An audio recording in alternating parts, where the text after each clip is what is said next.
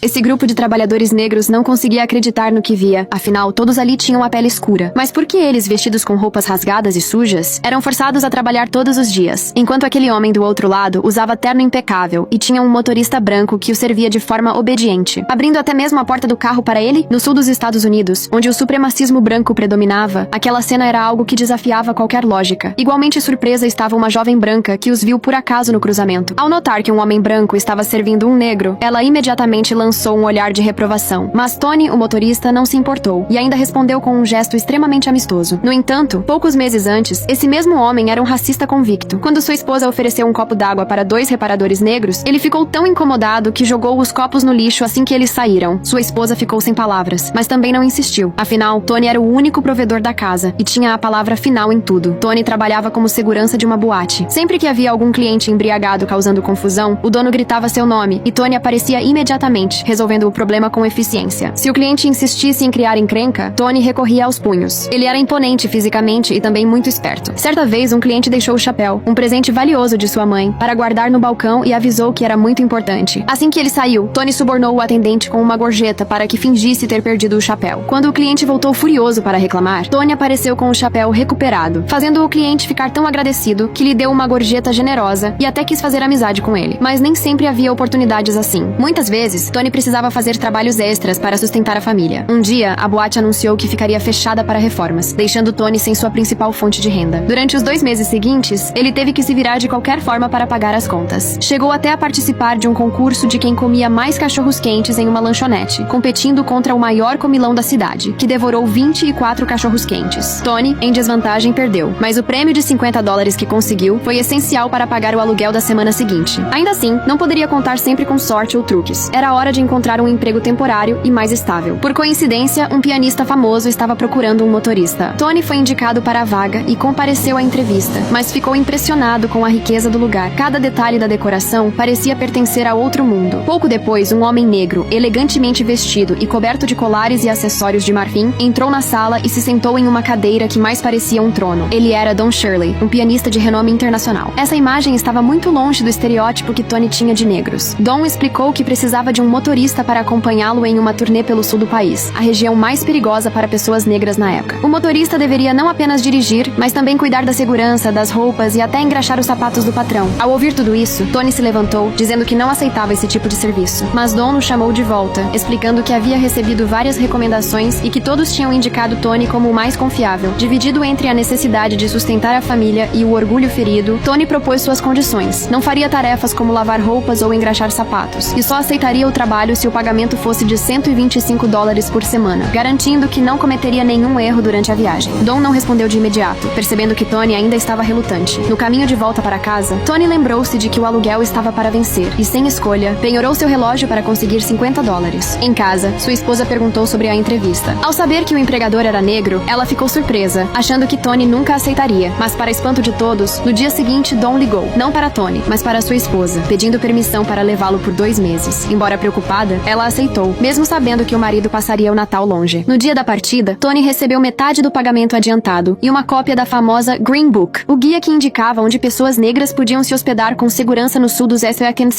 Sua esposa o acompanhou até a saída e pediu que ele escrevesse cartas sempre que pudesse, insistindo para que estivesse de volta até o Natal. No início da viagem, Don deu suas instruções: verificar sempre se o piano era um Steinway antes de cada apresentação e manter uma garrafa de whisky à noite. Tony anotou tudo, mas, no fundo, achava exagerado ter de servir um negro tão exigente. Ele começou a fumar e falar sem parar, o que irritou Don, que preferiu manter distância e até guardou sua carteira para não correr riscos, como se desconfiasse de Tony. À noite, Tony foi até a sacada. Viu os músicos se divertindo com garotas locais, enquanto Don estava sozinho, em silêncio, bebendo whisky. Pela primeira vez, Tony o enxergou como alguém solitário. Na manhã seguinte, Don entregou dinheiro para despesas de viagem, e Tony ficou feliz, mas Don o advertiu. Frequentariam eventos de alto nível e ele deveria se comportar. Mais tarde, em um posto de gasolina, Tony encontrou uma pedra de jade caída no chão e a guardou, achando que não havia problema. Porém, um dos músicos viu e contou para Don, que exigiu que Tony devolvesse a pedra. Relutante, Tony obedeceu. A turnê seguiu, e ao chegar a Hanover, o tratamento hostil foi ainda pior. Nem sequer haviam preparado um piano decente para o show, e o instrumento estava sujo e mal cuidado. Tony se exaltou e exigiu que a equipe limpasse tudo e cumprisse o contrato. No fim, Don conseguiu se apresentar dignamente. Tony, encostado na lateral do palco, ficou em silêncio, admirando a música com respeito. Com o tempo, os dois começaram a conversar mais. À noite, Tony escrevia cartas para sua esposa. No início, eram relatos triviais sobre comida e pequenos acontecimentos do dia, mas quando mencionava Dawn, parecia inspirado, escrevendo com uma sensibilidade que surpreenderia qualquer um que o conhecesse.